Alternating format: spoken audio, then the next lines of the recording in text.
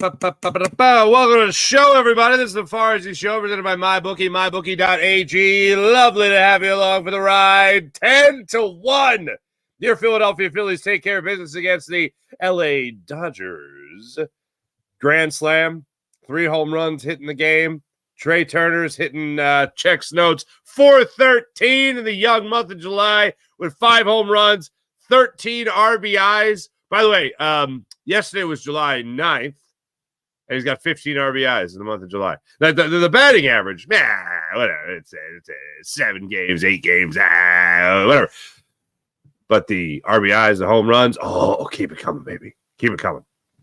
That was awesome. Brandon Marsh's home run was awesome. Bryson Stott's home run was awesome. The only thing that wasn't awesome last night, 2 things, I guess. Like having Bryce Harper back was great. I told you yesterday, I said, we know Kyle Schwarber's going to be back. The bigger question mark was going to be whether or not Bryce Harper was going to be back. And I couldn't imagine a world where Bryce Harper was going to be allowed to come back, like he had served his time on the IL, and him being like, let me not play against Shohei Ohtani and the LA Dodgers at home. Let me just take an extra day, right? I couldn't imagine a world where that was going to be the case.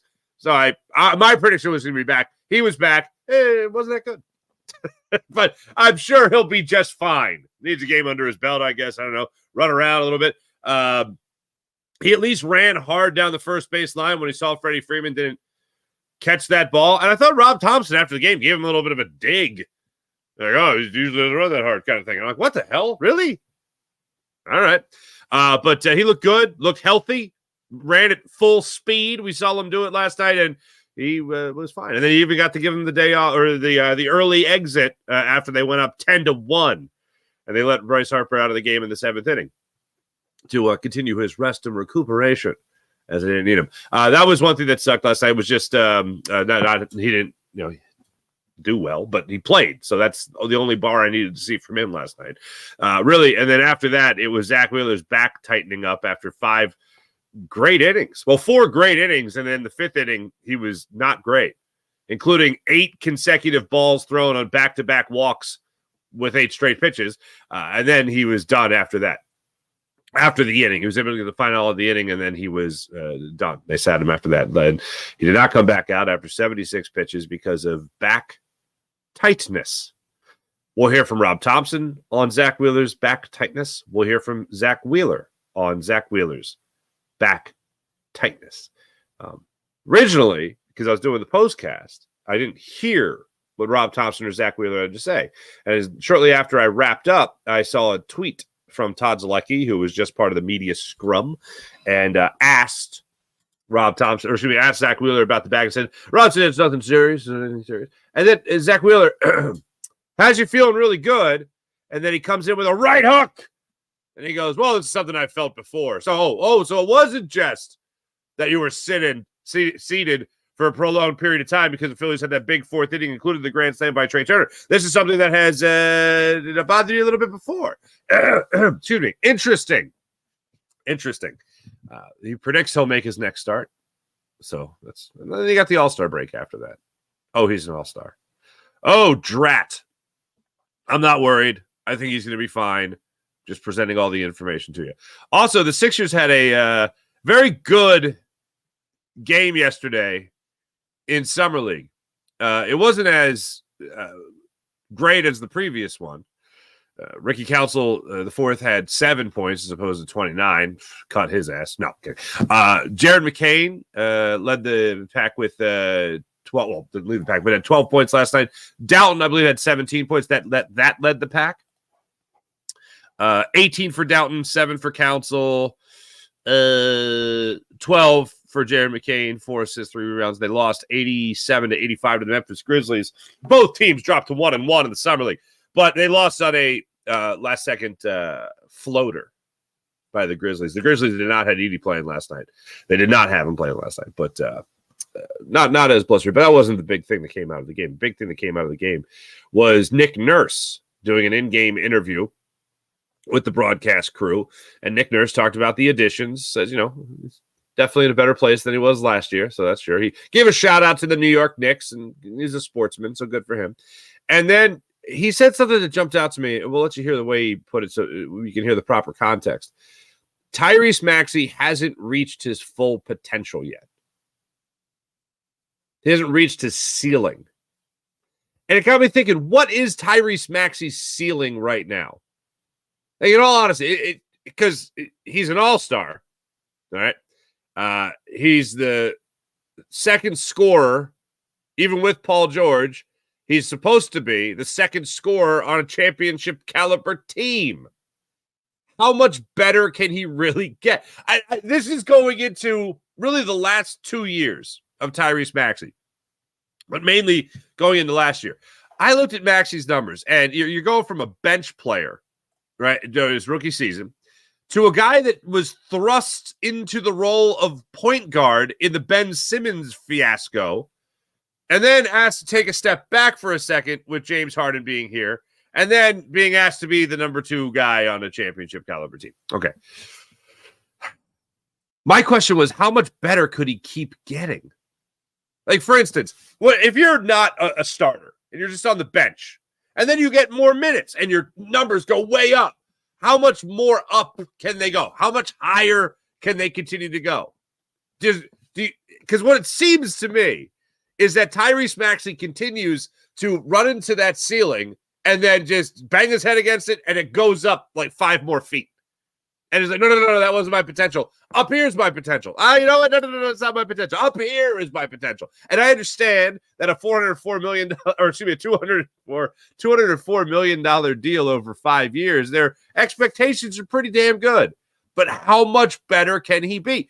If you're saying that his ceiling hasn't even been reached, it's so much higher, you're talking about an MVP candidate. And I don't put it past Tyrese Maxey to compete for that one day. Maybe it's this upcoming year. Maybe he's going to rival Joel Embiid. No, 2 MVP candidates. No? I forget who it was. Oh, it was Connor. It was Connor Thomas, who does, he works for The Fanatic, and he also does Locked On Phillies podcast.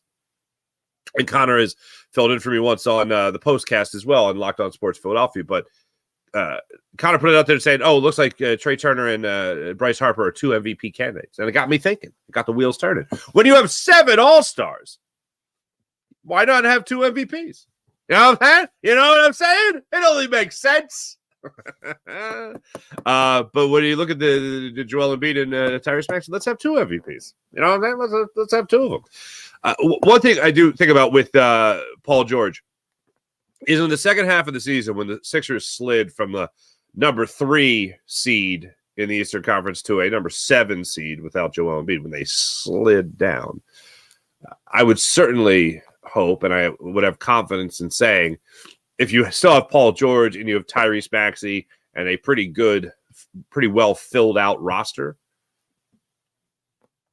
I think you're going to be pretty damn good. And maybe not slide from 3 to 7. That'd be good. Maybe not flirt with the idea of being a 8 seed or a 9-10 play-in tournament seed. Yeah. Cross my fingers for that. So yeah, I'm very excited about the season started, and watching a little summer league has only wet the beak a little bit. I will say Jared McCain is impressing me.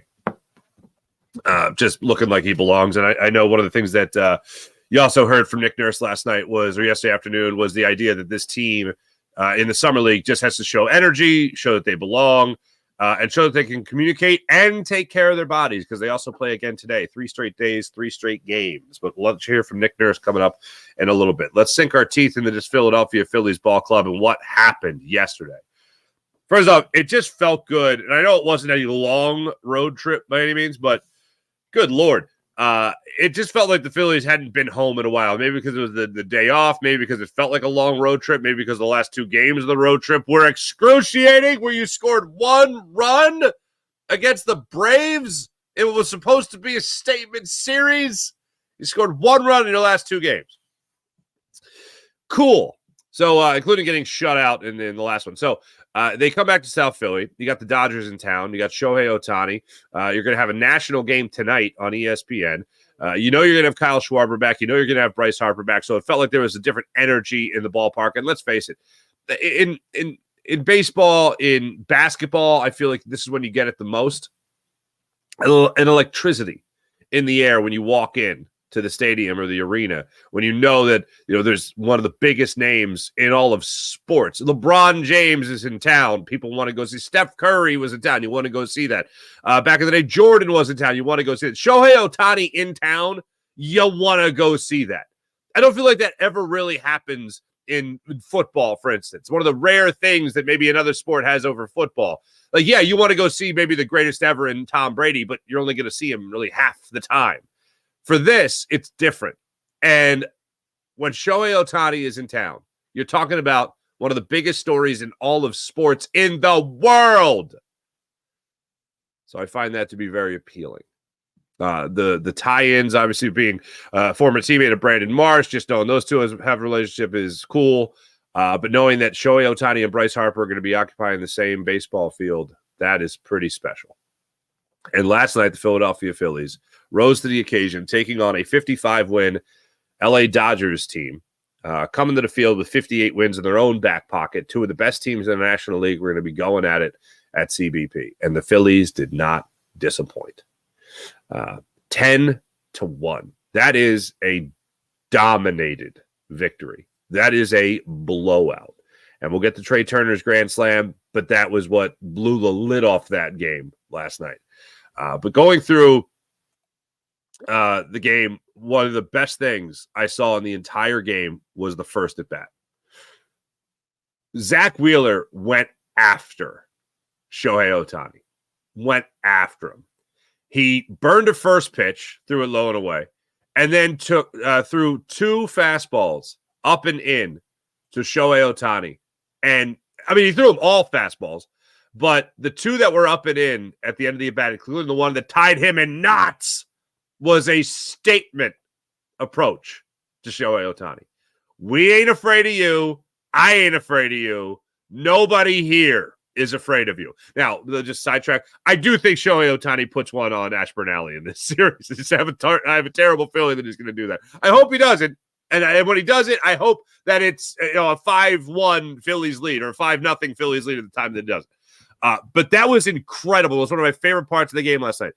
The at-bat, Shohei Ohtani leading off the game, and Zach Wheeler striking him out on 3 pitches, including coming up and in, a little chin music. And then Trea Turner's grand slam. Those are my 2 favorite parts of the game last night. But it was great. Seeing Zach Wheeler go out there and handle his business the way he did on those 3 pitches, fantastic. Then he gives him a single next to Smith. Gets out of a little bit of a jam, first and third, 2 outs. He's able to get Outman a strikeout on 4 pitches. So Zach Wheeler, for the most part, last night was dialed in.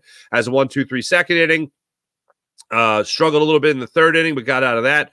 4th inning has another 1-2-3 inning, including striking out Hernandez and Outman. Hernandez on 4 pitches, Outman on 3 pitches. Got him on a fastball. He was dialed in. Zach Wheeler last night, dialed in. At the same time, the offense was helping to get things going as well. It started off with Rafael Marchand. Rafael Marchand, to talk about him for a second, last night goes 3 for 3. He's hit by a pitch. He has 2 doubles. He has an RBI. He's the first RBI of the night for the Phillies. His RBI single in the 1st inning was on a 3-2 fastball that brought home Brandon Marsh after Marsh walked with 2 outs. So Marchand got a 2-out base hit with a runner in scoring position, gave you a 1-0 lead. Kyle Schwarber, after that, got you the 2-run single where he tried to stretch it into a double. I don't know why he did that. Whit Merrifield and Edmundo Sosa. I love the shot of them in the dugout going, what the hell are you doing? No, you don't turn on the Jets for that. We just got you back. Groin injury, you relax. That's what it looked like to me. I can definitely tell they didn't approve of Kyle Schwarber busting it that hard and being out by that much at second base. So anyway, back to Rafael Marchand. I was looking at the numbers yesterday because Marchand's now played in 15 games. He's now played in 15 games. He has 5 fewer hits than Garrett Stubbs, who has played in 32 games. So, not to mansplain the mathematics here, Garrett Stubbs has played in more than double the amount of games. Rafael Marchand has 5 fewer hits. He has 2 more home runs. They both have 6 RBIs. Holy hell. With that being said, I still think Rafael Marchand is getting sent down. And I know we were just talking about it the other day with Matt Breen yesterday about this Phillies squad and what was going to go down when it came to Garrett Stubbs versus Rafael Marchand. Rafael Marchand is hitting .313 in his 15 games in the big leagues. A couple of thoughts I had. One was I still think they're sending him down because they're still going to bring him up in September, and you're not going to have – like Garrett Stubbs isn't going to play. Rafael Marchand would at least be a bat to come off the bench, and I don't think Garrett Stubbs is going to be that guy. So you're going to see him in September. Are they giving him as much major league experience as possible right now before they send him down? Because it seems like he's getting the brunt of the workload right now. After the All-Star break, when JT Realmuto comes down, I think Marchand gets sent down. But are they also showcasing him in case they're going to use him in a trade? Because, look, I know everyone we've talked about Mason Miller. We've talked about Brent Rooker. We've talked about Luis Robert Jr. All these guys we've talked about. They ain't free. It's not going to be other teams being like, here, please take our really good player for cheap. Like, that's not happening. So it's going to cost somebody, and it's going to sting. If you really want to round out this roster, especially with some of the bigger names out there, well, Aiden Miller, I don't think is going to get moved. Carl Crawford, I don't think is going to get moved. Justin Crawford, I don't think he's going to get moved. So when you look around, I mean, who else is there really of note that a team could use now? Rafael Marchand might be one of those guys that could be used now. 3 for 3 hit by a pitch, 2 doubles, RBI. Yeah, it's kind of hard to pass that up. But I don't think that's going to go anywhere if he goes back down to the minors. And I wouldn't be shocked if that's exactly what happened. To me, if I'm Dave Dombrowski, I'm talking to the guys in the clubhouse, and I'm going, all right, so tell me about this vibes thing. Because this guy's hitting .313, and that gives me great vibes. And the other guy, not so much. Like, we love him. He's cool and everything. But give me the what is the vibe again? Can a vibe hit .313? Because that, to me, is a vibe. If you're Dave Dombrowski, I think you're talking to the guys in the locker room and be like, guys, we all love him. We all love him. What do we do here? If it was me, I'd got to go with Marchand. How do you not? Damn, son. Damn. So yeah, Rafael Marchand's pretty good at baseball. So then you go up 3-0 there in the second inning. Third inning, not a lot going on there. Fourth inning, again, that 1-2-3 inning, 8-pitch inning. How about this? The second inning for Wheeler was a 6-pitch inning. The fourth inning was an 8-pitch inning. Bottom of the fourth inning is when all hell broke loose for the Phillies offense. Brandon Marsh led off with a single to right field on one pitch. Rafael Marchand jumped up there, jumped on a first pitch fastball from Miller. Back-to-back pitches, back-to-back fastballs, back-to-back base hits. Johan Rojas then came up and got another RBI, made it a 4-0 ball game. They then walked Kyle Schwarber, bases loaded, nobody out. Trea Turner says, thank you, sir. Give me another first pitch. I can only imagine that Bobby Miller last night was tipping pitches because 3 of these hits came on first pitches, including Trea Turner's home run, grand slam. First pitch slider, and he belted out of the ball. Well, 356 feet to left field, about 4 rows back. Who cares? It's 8-0 Phillies at that point. The 6th home run of the year for Trea Turner. Bryson Stott comes up next. He actually worked a longer at bat, I think 7 pitches. Got a 2-2 changeup that just hung out over the middle of the plate with a sign on it that says, please smack the hell out of me. And he put it 432 feet off the facing of the second deck in right center field. That made it a 9-0 game. Then the 5th inning is where things got a little crazy there for Zach Wheeler. He got 2 outs real quick. Then Biggio hit the home run on a 3-1 fastball. Talk about begging to be hit. 3-1 fastball. He put it 390 feet. Then he walked Ohtani on 4 pitches, walked Smith on 4 pitches, then got Freeman to ground out the second after a mound conference. And then Zach Wheeler's night was done. Dominguez came in the 6th inning, and that was pretty much it. Marsh got a home run later in the game to make it a 10-1 game, and the Phillies went on to get that 10-1 victory. Kike Hernandez came in at one point to pitch for the Dodgers. Hernandez he had the best line of the night. He had his inning in the 3rd, perfect inning in the third, and every Phillies reliever gave up a walker a hit. So Kike Hernandez was better than all the Phillies relievers last night, in essence. Gregory Soto made me a little concerned. But after that, Phillies were handling the business. Now, after the game, here is Rob Thompson on what went down with Zach Wheeler and why he left the game early. Well, you know, we had that long bottom of the fourth where we scored 6 runs. They made a pitching change. He sat for a long time and his back just tightened up a little bit. So got him through the 5th and got him out precautionary. We'll check him again tomorrow. I'm assuming he will, yeah. Assuming it's set to pitch Sunday, which would be the last game before the All-Star break, and that would be against the A's. So hopefully he does start. Now, Zach Wheeler on what went on. Serious? Yeah. I mean, it just tightened up on me a little bit, and we're up. So just playing it safe and just going from there. He thinks that Sunday you could pitch. Is that your feeling, or? Yeah, that's our goal. Okay. Was it just the waiting, the long inning, the wait, that half inning? It's bothered me here and there a little bit lately, but yeah, I mean, just the long inning and probably the heat, but yeah, I mean, things happen, so.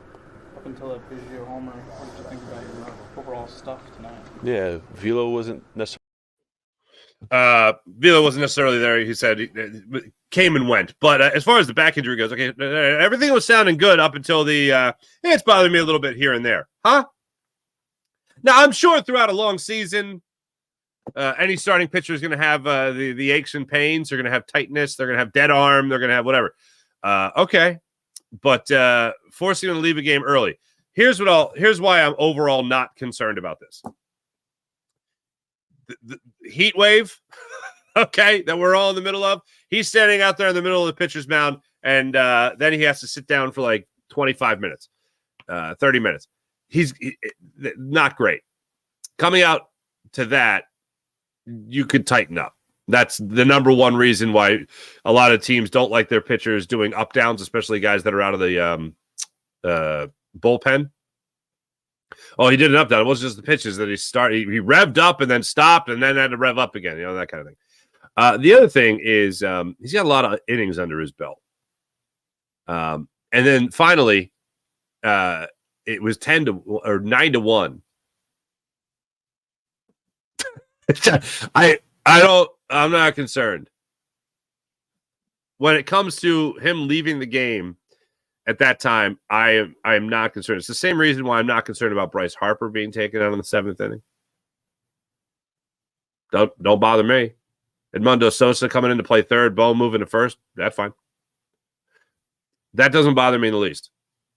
It was a blowout win in terrible and not great weather, obviously. Very taxing weather, making you labor in the weather. And you had the game in hand. I don't see Zach Wheeler missing a start. Now, they might think precautionary, knowing that he's going to pitch a couple innings in the All-Star game. They might think, hey, you know what? Let's give him the day off Sunday anyway. We're going against the A's. I don't know if you've checked. The A's are a really crappy baseball team. Maybe we don't need Zach Wheeler to beat the A's. Maybe we give that to somebody else. Hell, give Michael Mercado another start. The A's might be a confidence booster for him. But any tightness, and you know he's going to pitch an inning maybe in the All-Star game, maybe. Why don't you just take that day off? And take the day off. All right, we'll go with somebody else. You're talking about precautionary reason? That would be a precautionary reason for Zach Wheeler. So I'm hoping that he's healthy enough to make his next start, but they say, you take a day. Especially with the All-Star break coming around the corner. If we can give you the extra time, we'll give you the extra time. So I hope they end up doing that. Phillies, by the way, back at it tonight, 7 o'clock start time, ESPN. Going to be a little bit of a different pitching matchup. Bobby Miller, who pitched for the Dodgers last night and got shellacked for 9 runs on 10 hits and 2 home runs, has not pitched great on the road.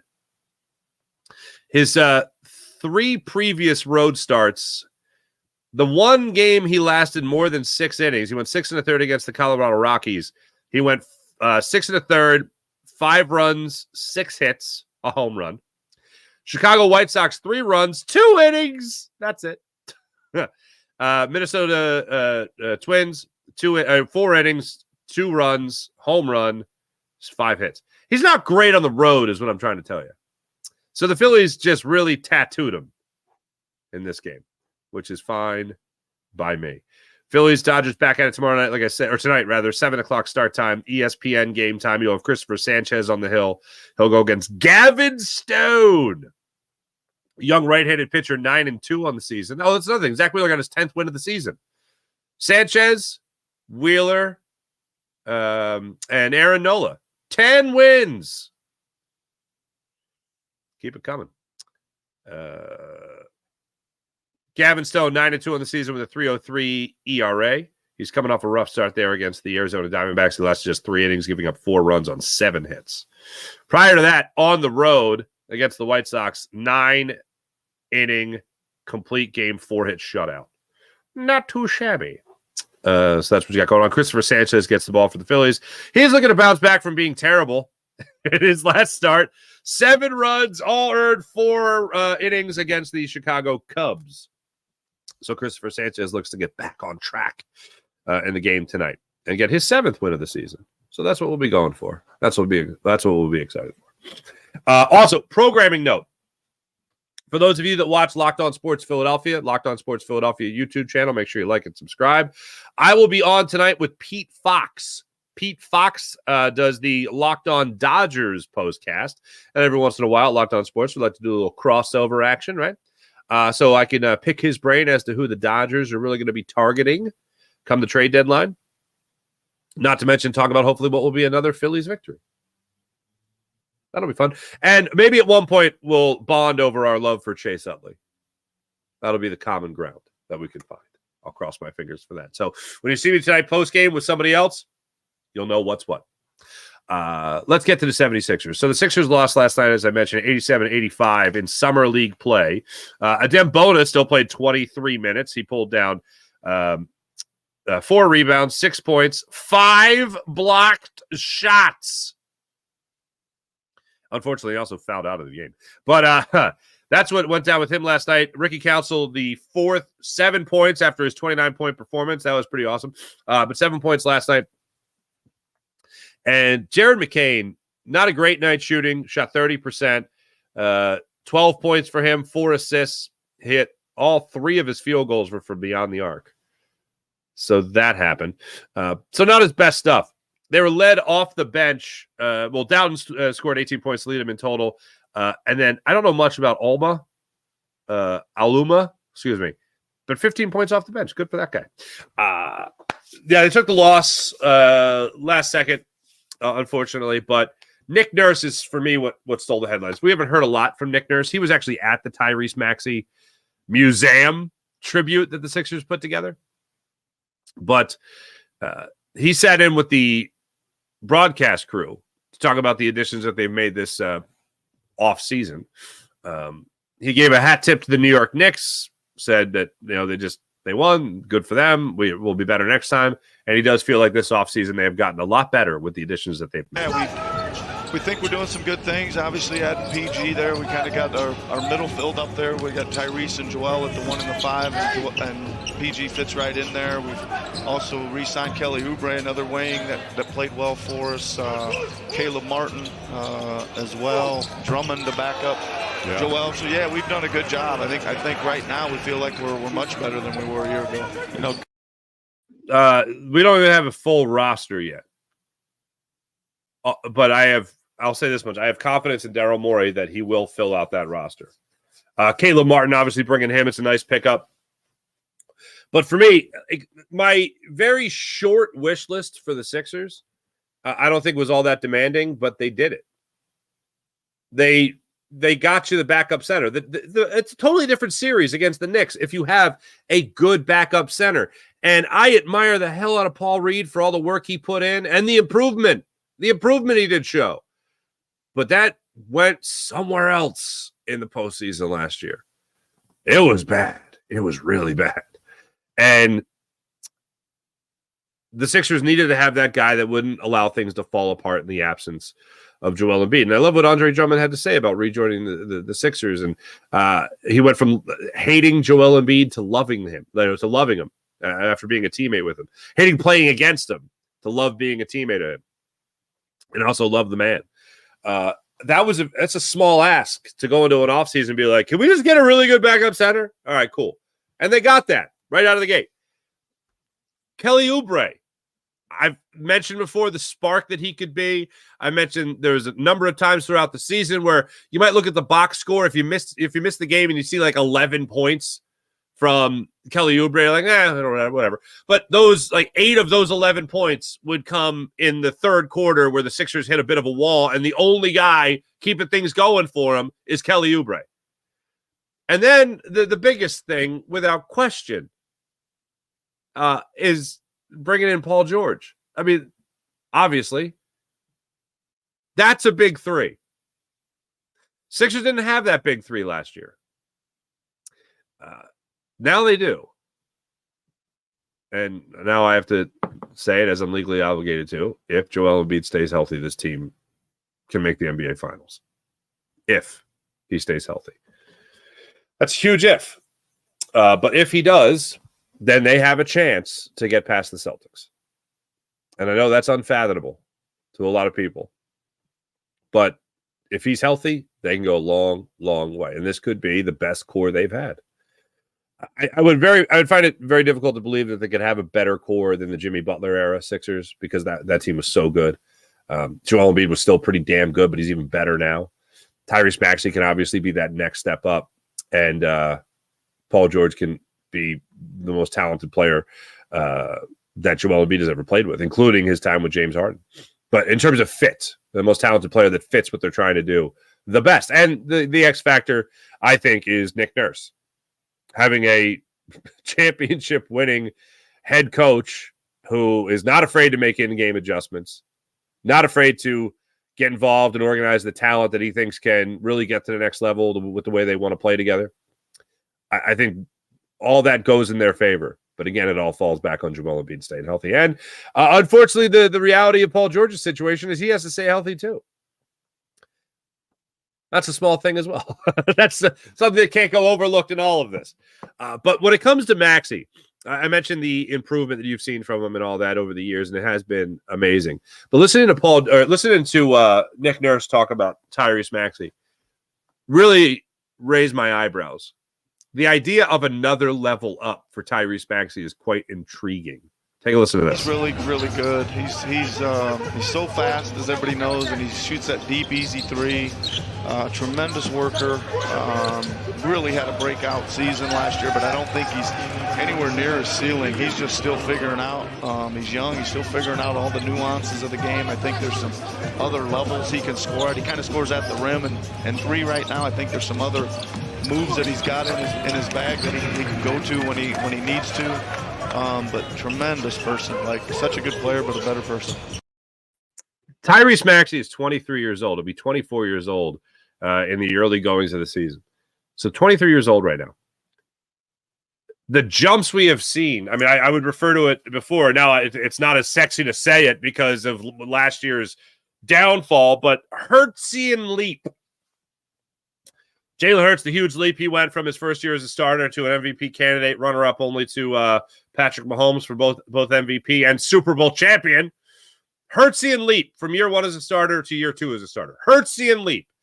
Tyrese Maxey coming in with this being a Ben Simmons-led offense, then having to be thrust into the role the following year. Joel Embiid goes out with COVID. Tyrese Maxey takes over the offense, does great. Joel Embiid comes back. Not as great. He and rightfully so, kind of takes a step back to concede to Joel Embiid being the number one guy in the offense. Again, rightfully so. Realizing then, oh wait, no, I'm pretty good at this too. And then he takes his game a notch up. The Ben Simmons trade goes down. James Harden comes in. Now he's got to concede his talent to James Harden as well. But he just keeps getting better in any role that he has with the Sixers. And then what's really awesome to watch how it all came together was seeing him in his rookie year not be looked at a lot by Doc Rivers. He plays 15 minutes per game. Again, a bench player. He only started 8 games that season. 8 points in the per game. Then he takes the huge leap the following year in the Ben Simmons fiasco. He jumps up to 35 minutes per game. He takes his points up there to 17.5 minutes per game. And I thought, okay, well, this is great. We can see the maturation process of Tyrese Maxey. Then the following year, plays 2 fewer minutes per game in 60 games and plays, 60 games, and goes out there for 23 points per game. I thought, okay, well, this is more like it with Tyrese Maxey. Even last year, going into it, 25 points per game, that was going to be a stretch. If you would have told me before the season that Tyrese Maxey was going to average 25 points per game, I would have thought, that's a little too much. I would have capped it at 23. I know that's a bucket. It's not that much of a difference, but I still thought high hopes. So I still thought that would be like 21, 22 points per game. Joel Embiid going out. Maxey's numbers went up there for a month, and then they kind of came back down to earth. Then Kelly Oubre's numbers started going up and replacing a lot of the scoring that you didn't get anymore from Joel Embiid. And you see that jump, nearly 26 points per game. He had a Hertzian leap from 2022 to 2023, and he had a Hertzian leap last year from 2023 to this current year. Nick Nurse saying that he's still nowhere near his ceiling, that is bonkers to me. So you're telling me that his ceiling would then be what, 30 points per game? 31 points per game?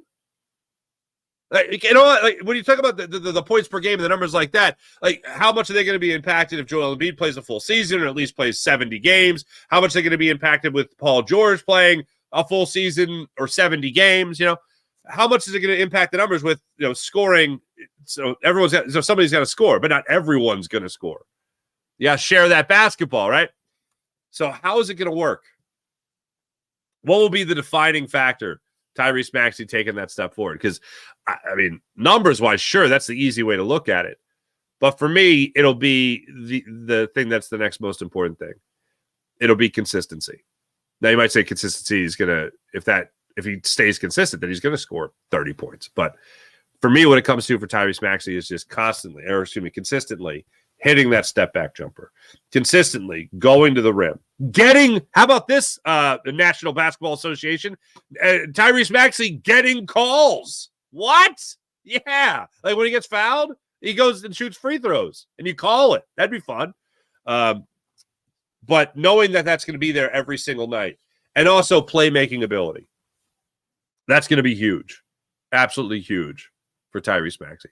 Because for him, I don't think the numbers are going to skyrocket for him. I don't think he's going to score 6 more points per game, similar to what he did from 2 years ago to last year. I don't think that's in the cards. Maybe it raises it to 27, maybe. But I don't think that's going to be in the cards for him, especially when you talk about it was him and Joel Embiid as your 1 and 2 punch. Now you have that solid number 3 in the mix as well. So what will be the measuring stick for Tyrese Maxey? I know this is a cliche, but it's all going to be in the eyes.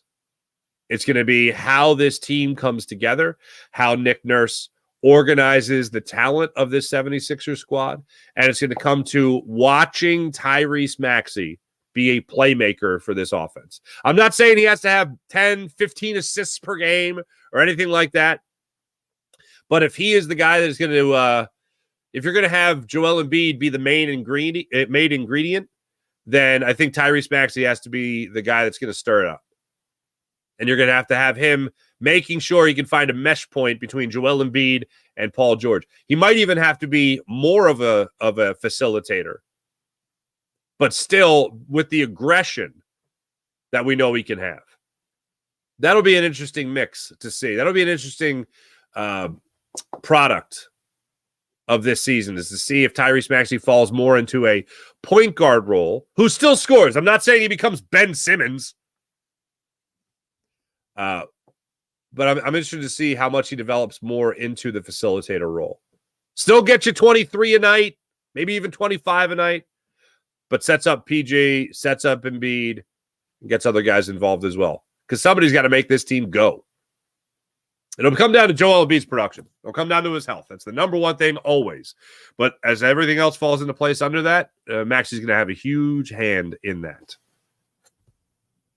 Hasn't even reached his full potential. Hasn't even reached his ceiling yet. Nowhere near his ceiling.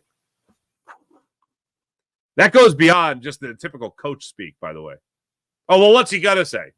He's going to say he's going to improve. But to say nowhere near his ceiling? Gosh, dang, son. That's pretty awesome. Hey, let me tell you about MyBookie. MyBookie.ag. Download the MyBookie app to your phone, create an account, use promo code Farzy, and get up to $1,000 redeemable cash bonus at MyBookie. MyBookie.ag. How about the Game Time app? 5 more games ahead of the All-Star break, all at Citizens Bank Park. You want to go see the Phillies? Download the Game Time app to your phone, create an account, use promo code Farzy, and get $20 off your first ticket purchase. You can have last-minute ticket deals, flash ticket deals, and how about this? You have the all-in pricing, so that when you go out there and you buy the ticket on Game Time app, you know exactly what you're paying before you pay. There's no surprise fee at the end, some wildly inconvenient convenience fee on the Game Time app. You know exactly what you're paying. You know exactly what you're getting. Now, what do I mean exactly what you're getting? You can view the seat that you're buying before you buy it. I don't like that vantage point, so don't buy it. Take the guesswork out of buying tickets on the Game Time app. And plus, you can also use it for going to concerts, comedy shows. And if you really want to save some money and you really want to see that headliner you've been dying to see, if you go to a comedy show, go to a concert, you might miss the opening act, you might miss the middle, but you can still buy tickets an hour after the event starts for mega huge savings all on the Game Time app. So download the Game Time app to your phone, create an account, use promo code Farzy, get $20 off your first purchase on the Game Time app. How about PHL Sports Nation? Philadelphia Sports Nation, enhancing your Philadelphia sports fan experience across all social media and blogs. That's phlsportsnation.com. Let's get into the chat check and see how you guys are doing on this fine Wednesday morning. We, like a threat of thunderstorms. I think we've had a lot of threatening thunderstorms that haven't done anything. Need a little rain. A little bit. Not a lot. Not a lot to, like, cancel the game or anything like that. Just need a little rain. IBH, good morning. How are you? Buddy Christ, what's popping? Happy Wednesday. Is it I don't know why I feel like this week is going fast. But it's going fast. Good morning, Sean Kilrain. What's going on? This humidity and heat is no joke that we've been dealing with. Interesting to see where this goes. Sean, you've reminded me of a very big dad line.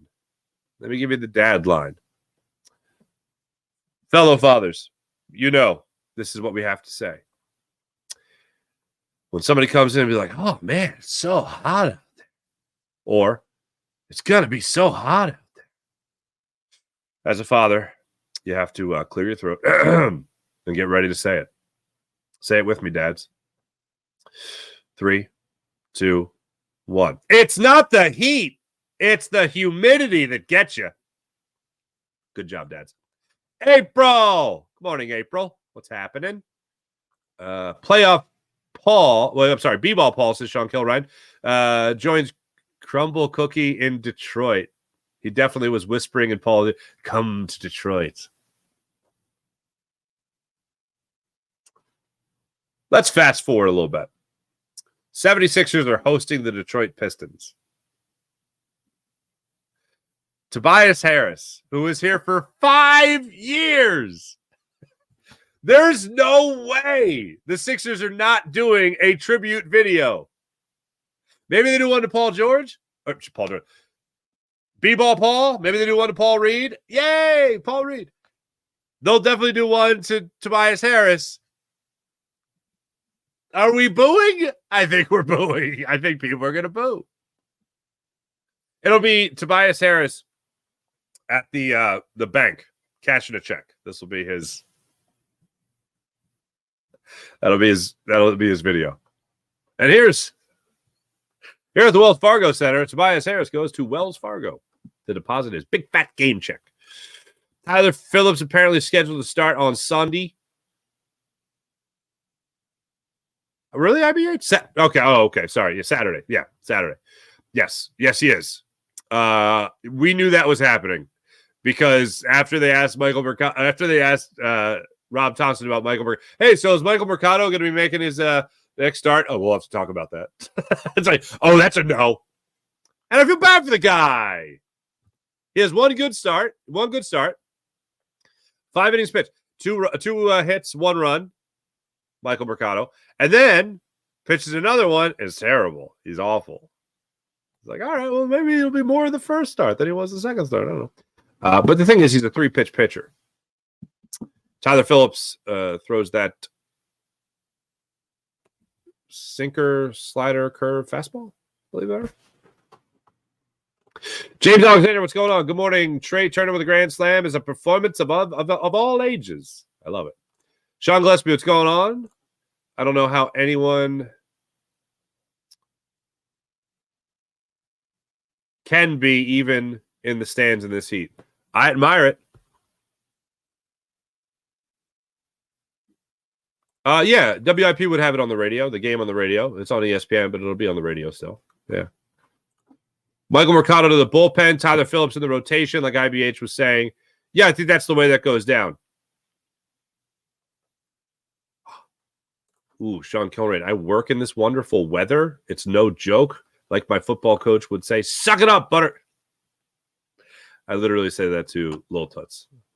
I say, toughen up, Buttercup. That's how I say it. Yeah, remember the days of like practicing in high school and you're outside and water was a weakness? Yeah, I bet you ladies need some water, don't you? Yeah, I bet you do, because you're soft. And like the 1 year I played freshman football at Archbishop Wood was the year Corey Stringer died.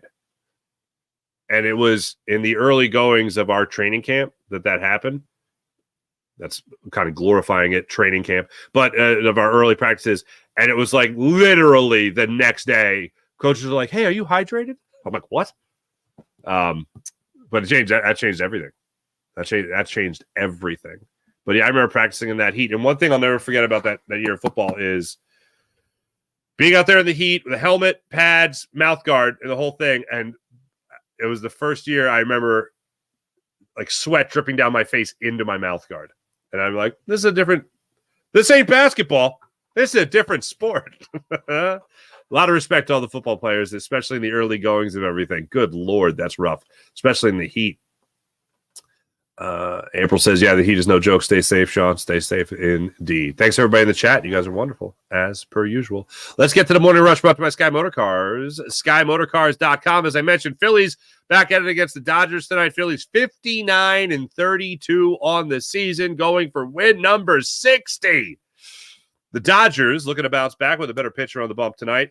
55-37 they are on the season. And this will be an interesting matchup tonight. One, to see if Christopher Sanchez can bounce back after that rough outing that he had against the Chicago Cubbies. And then Gavin Stone getting the start. Again, 9-2 with a 3.03 ERA on the season. One more thing. The 76ers are going to be back at it tonight, or this afternoon, I should say, for their next Summer League game.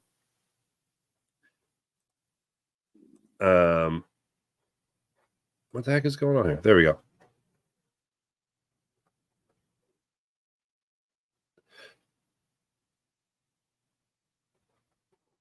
Yeah, I look forward to seeing what Jared McCain could do in his the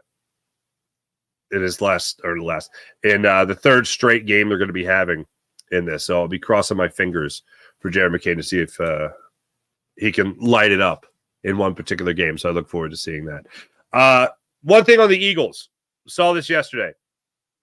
So our friend Barrett Brooks has been doing this list on NBC Sports Philadelphia, like the top 25, I think it is, most important Philadelphia Eagles. Yesterday, he had Cam Jurgens at number 9. My wheels are really turning when I think about Cam Jurgens as the starting center to this football team in terms of importance. Because I have said many times that this is a no excuse year for Jalen Hurts. Like the idea of, oh, we have a new offensive coordinator, 95% of it's different, I have an excuse. Get that out of your head. Like, if you're not ready for the season, that's on you. That's not on, like, they didn't just spring Kellen Moore on you. Hey, this is your guy now, and the season starts tomorrow. Good luck. No. You've had a full off season. That'll be the case. You have a full off season with this guy. You've had mini camp. You've been at the NovaCare complex more than that. You'll have training camp. You have a new running back to make things easier for you as well. So that, no excuses. You have weapons. You have a good offensive mind calling plays for you, who's running the offense literally. 9. Having Cam Jurgens at 9. Of course, I got to see the other 8. But I would have Cam Jurgens a lot higher than that in terms of importance. Now, importance doesn't mean, MVP caliber. But if you have question marks surrounding this Eagles team, especially in the offensive side of things, what are they? Are they at right guard? Because that's not nearly as concerning to me as the center position. Let's talk about a possible drop-off for this Eagles team. Hall of Fame center in Jason Kelce, a guy who hasn't played the position at the NFL level. Now, I got a lot of confidence in Cam Jurgens' physical ability on the football field. The only question, and this is unfortunately something we're not going to know until we see it, what is the communication like between Cam Jurgens and Jalen Hurts in game? How are they sliding protection? How are they shifting protection? What is their communication like? What's Cam Jurgens' snap like? Long snap like? Shotgun to Jalen Hurts? What is all that going to look like? What's the communication there going to be? When I talk about concerns for this season, okay, let's get the always ranked. No, I love saying this. You have the ranked contenders to the champion. You know what I mean? Champion is always injury. That is always there. That's always the number one concern for every season. But after that, especially just speaking about the offense, is Jalen Hurts going to be on the same page as Cam Jurgens? Look, both these guys don't shy away from work. So I'm not going to bet against anybody. And I think it's going to be fine. But in terms of concerns, things I haven't seen yet, that's a big concern. And knowing already the guy before him is a Hall of Fame talent.